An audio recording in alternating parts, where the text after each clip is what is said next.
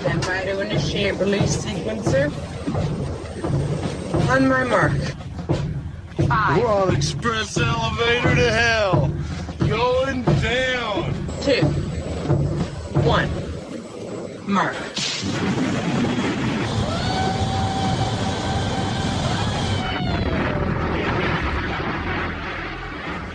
Hello everyone, my name is Mark, aka Derringer. Today is Sunday, November 5th, and you are listening to episode 130 of the Instant Action Podcast, your weekly source for Planetside 2 news and information. As always, I'm being brought to you by great listeners like you via the Support the Show tab on instantactionpodcast.com. So I'm sure the first thought on everybody's mind is how much Planetside 2 did Derringer play this past week? And the answer is that I played on Monday, and I played for a few hours on Monday, and then after that it was all Destiny 2 for me for the remainder of the week.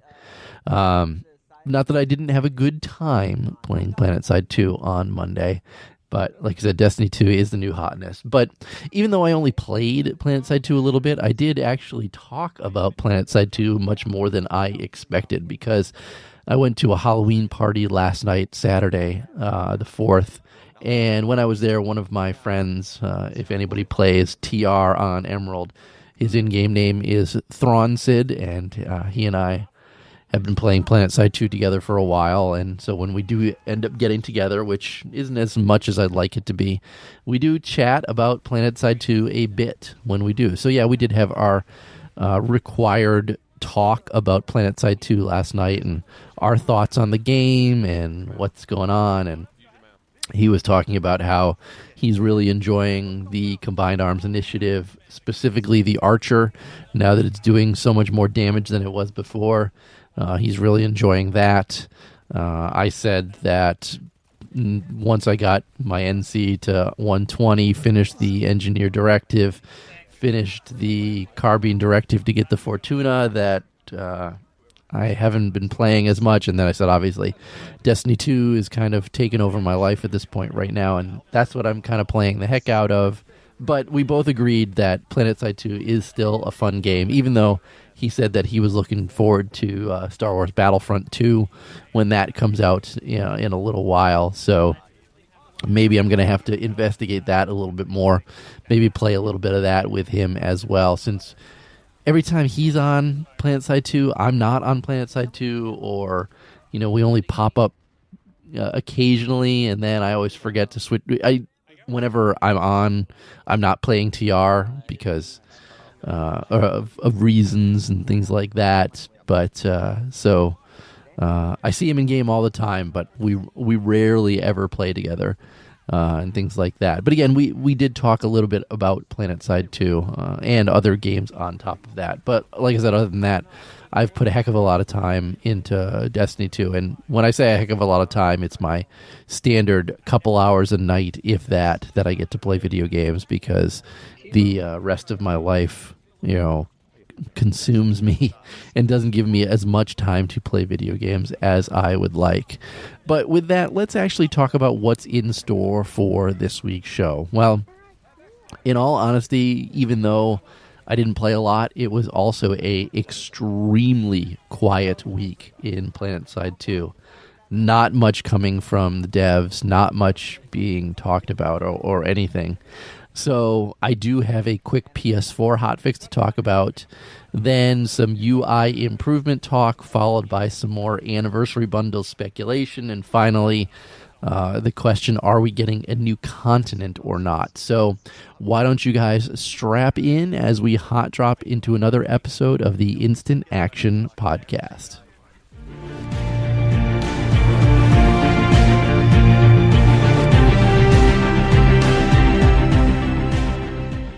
So like I said, we do have a very small PlayStation 4 Planetside 2 hotfix to talk about. This dropped on October 31st, and it really only gave us two things on the PS4. The first is the Flame Rider tires for flashes and harassers. So if you're playing on PlayStation 4, now you're able to go buy those. They're either 2,500 pumpkin seeds or 400 Daybreak cash.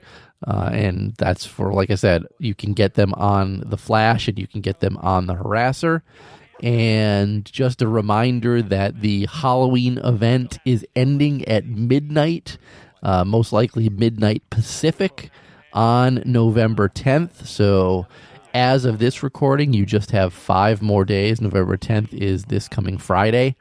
So again, midnight, assuming Pacific.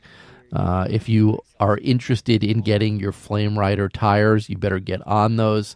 And if you're asking the question, yes, you can still equip them all year round if you purchase them in time.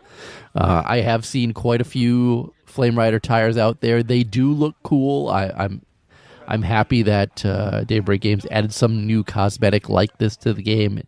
They look pretty cool. I need to log in and purchase those myself before time runs out. The other thing that the PlayStation 4 hotfix brought was a fix to ambusher jump jets. So now folks on the PS4 playing Planetside 2 can now use the ambusher jump jets just like we can on the PC. And that was it for the hotfix itself. Like I said, extremely small, extremely specific, but just to get a couple things into the game itself. And as you see, they're both money makers for Daybreak Games, because I think a lot of people are actually buying the tires with Daybreak cash, and I'm sure people are buying the ambusher jump jets as well with Daybreak cash. So 2 money makers for Daybreak. So I'm not surprised that they got them in with a hotfix as soon as they possibly could. But with that, let's move on to our second topic this week.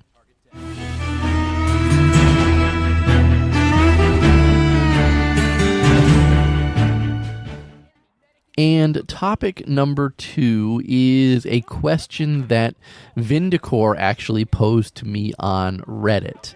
And it's basically what my top 3 UI priorities are. And the specific question from him was, what do you think the UI guy should make his top 3 priorities? And rather than just respond to this on Reddit, which I could have easily done, I said that I told Vindicore that I would much rather make this a topic for this week's show, because I think this is actually a decent little discussion topic to talk about.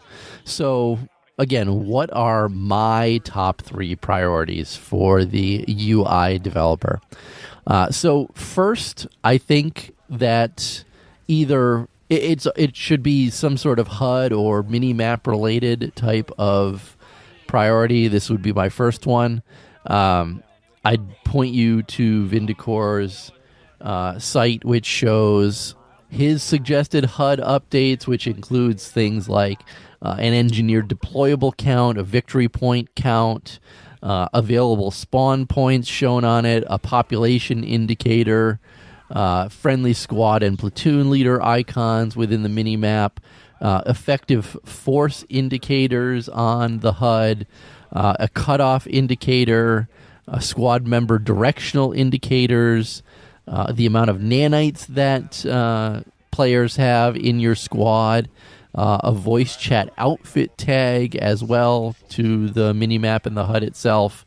But in addition to all those things that he has suggested changes, which I think are all good, and while it may kind of clutter the minimap a little bit with some of those things, I would like to see a lot of those into the game itself. But in addition to that, I would really like the UI guy to work on allowing us to alter, resize, and or remove all HUD and minimap elements from the game itself. So if I just want to have my ammo counter or my life counter shown on the bottom of the screen, and that's it, I don't want to see any other elements, that I should be able to do that. I'd love to see a screen with all kinds of checkboxes so that I could really customize what I do and don't see within both the minimap and the heads-up display of the screen itself.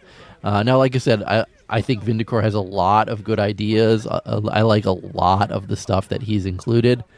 I I would just like to be able to toggle all those different things on or off at my discretion, including maybe how many certs I have, how much nanites I have, what my XP modifier is, the any various things that are available on the HUD. I would love to just kind of turn on and off.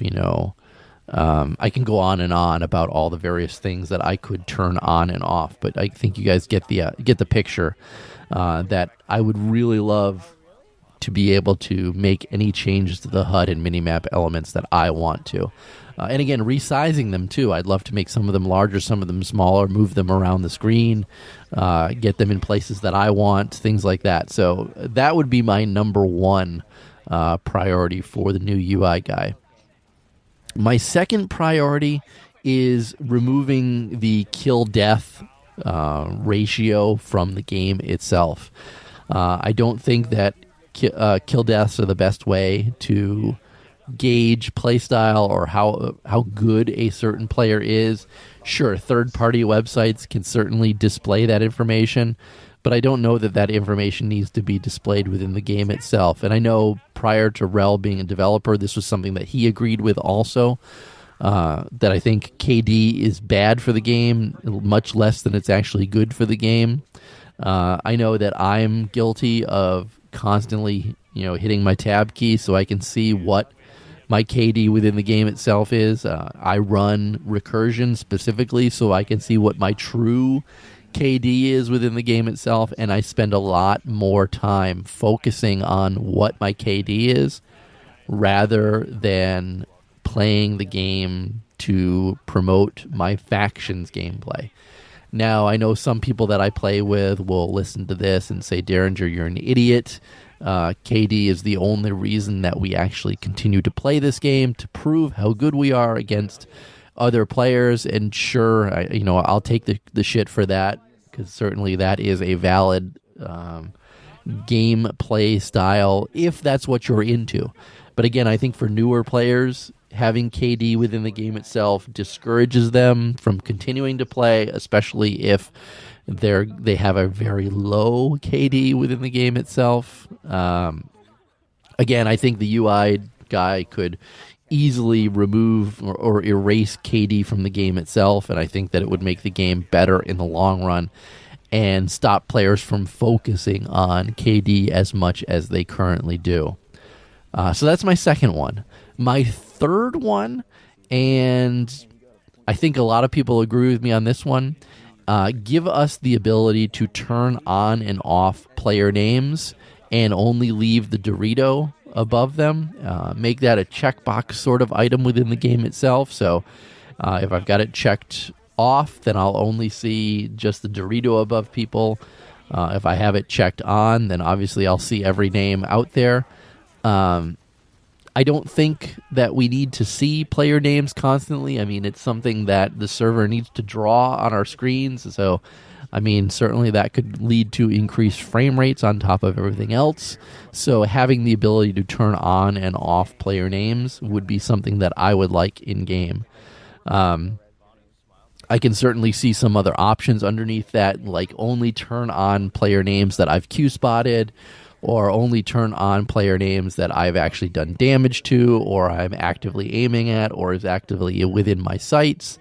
Those might be other options that might actually be more difficult for the server to actually draw that information for me, or the client to draw that information for me. But I'd love to see some sort of options like that to play around with player names, both friendly and enemy player names. Maybe turn off all friendly player names, or turn off all enemy player names, or both. There's certainly a whole bunch of different options underneath that thing with player names and Doritos within the game itself.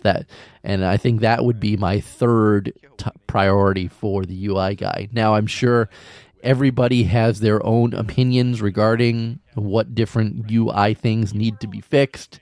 I'm sure that there are bugs. I didn't really go into bugs a lot because I don't experience a lot of bugs or UI-related bugs. Well, I know other people certainly do, and it drives them batshit crazy, but certainly it's not really affecting me or many of the bugs within the UI. I think the only bug, and I don't even think it's UI related, that annoys me the most right within the game itself is the one where, I'm spawning a vehicle from the minimap and I end up upside down or crashed or can't see any terrain in front of me. I don't believe that's even UI related, but that's the biggest bug for me in the game right now.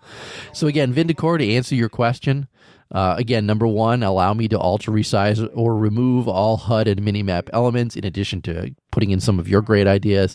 Two, remove Katie from the game. I think it's detrimental, ultimately. And finally, number three, to turn off player names and allow me to only see Doritos, or give me some sort of combination of those three within the game itself. So I hope that answers your question, and thanks for asking that on Reddit and giving me a good topic to talk about on this week's show.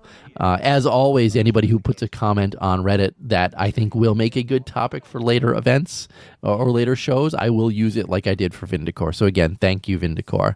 And with that, let's move on to topic number 3 this week.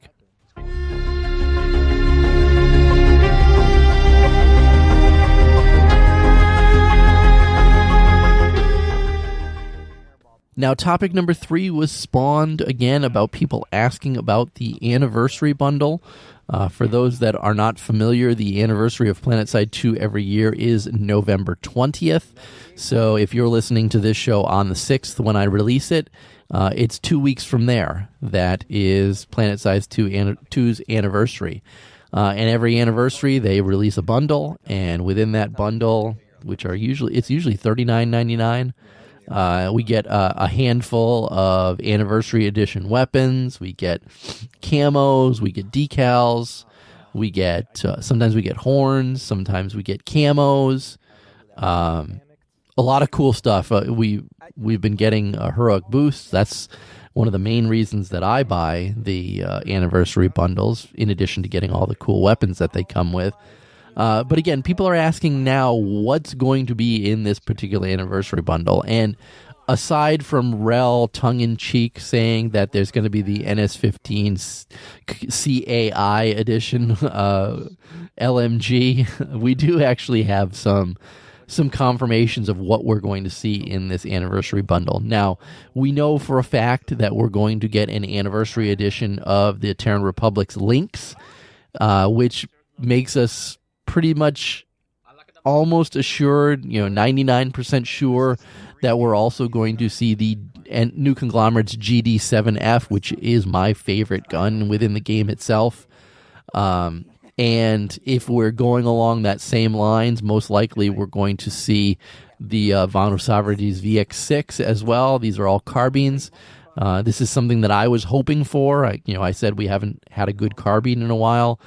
In the anniversary edition, last anniversary edition, we got the medic weapons were in there, I believe. So I'm excited to see that I called it correctly and that we're going to get carbines, and specifically we're going to get a GD7F. Again, GD7F was my favorite carbine to Araxium in the game. I would love to Araxium another one, especially an anniversary edition one. So again, really the only one that's been 100% confirmed, though, is the Lynx, where we're basing the GD7F and the VX6 on the fact that those are the ones in the same tier as the Lynx, as it results to the amount of Daybreak cash or certs you have to spend to unlock those particular weapons. Some people said maybe we'll get a Serpent instead of the VX6, but I think the Serpent itself is on a different Daybreak cash and cert tier than the VX6 itself, so I think we're probably pretty safe saying that it's going to be Lynx, GD7F, and VX6. The only other confirmation that we've gotten is Wrel stated that there would be no LMGs in the bundle this year. I know a lot of people complain that the anniversary bundles are quote-unquote heavy specific or heavy assault orientated.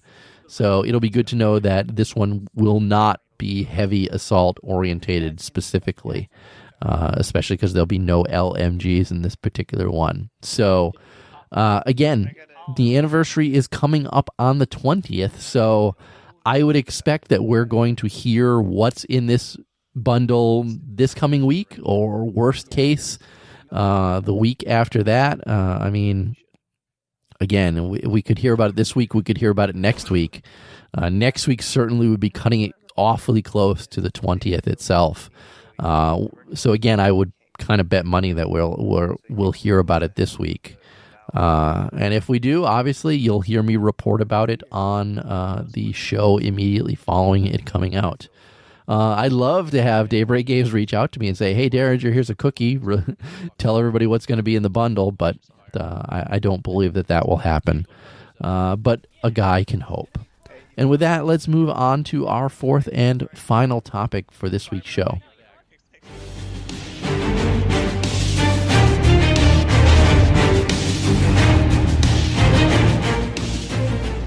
So the last topic this week is another Reddit call out.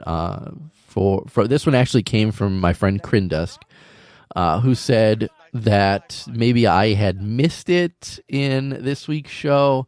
He says, I was going to PM you in-game earlier, but was also surprised you didn't touch on the subject of a dev confirming a very real possibility of a new continent someday.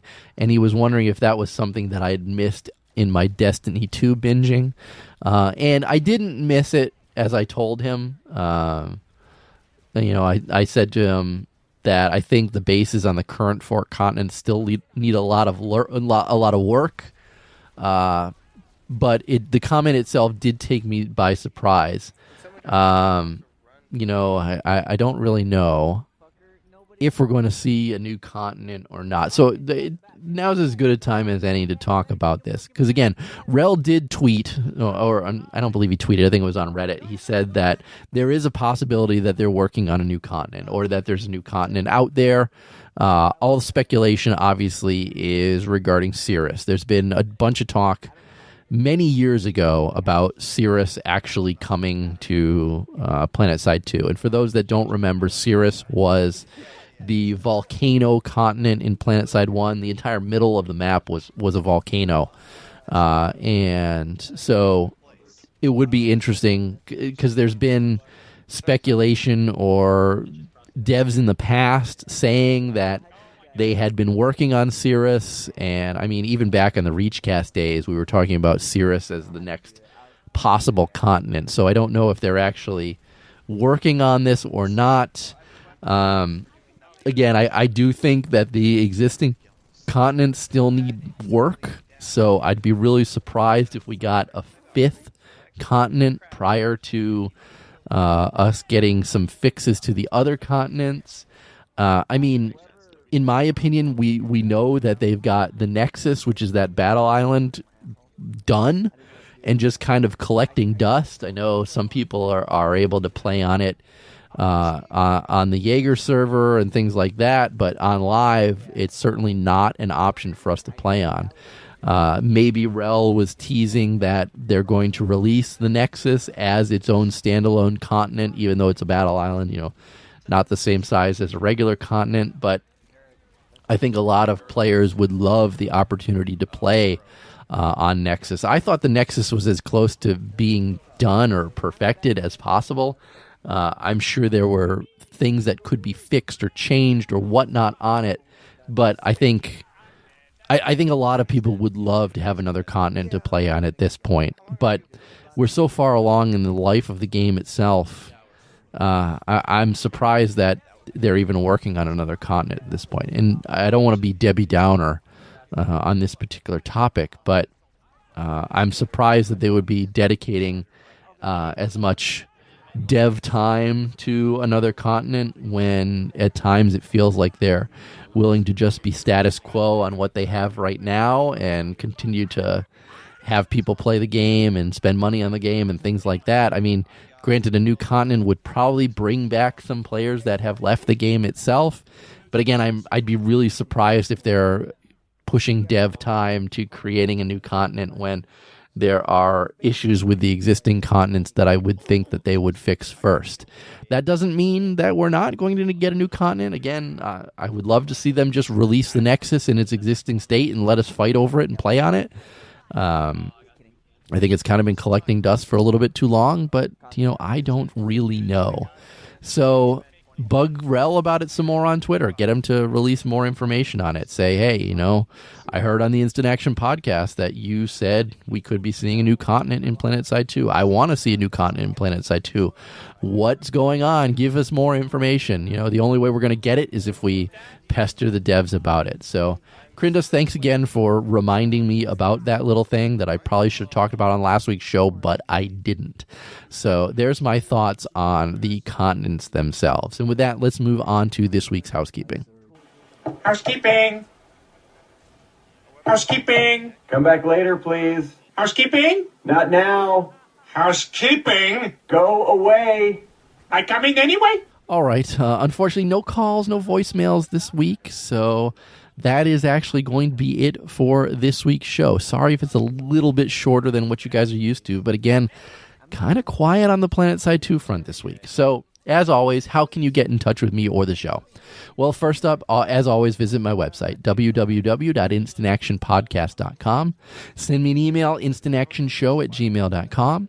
Call me, leave me a voicemail, 347-4VM4PS2 or 347-486-4772. Follow the show on Twitter @InstActPodcast. Follow me on Twitter @The Derringer. But as always, in closing, if you've enjoyed the show, please leave me a review on your podcast listening avenue of choice, whether it's iTunes, Stitcher, Google Play, or anywhere else. Also, feel free to tell your friends and outfit mates about the show. And finally, thanks for listening and keep spamming that Join Combat, formerly known as Instant Action button.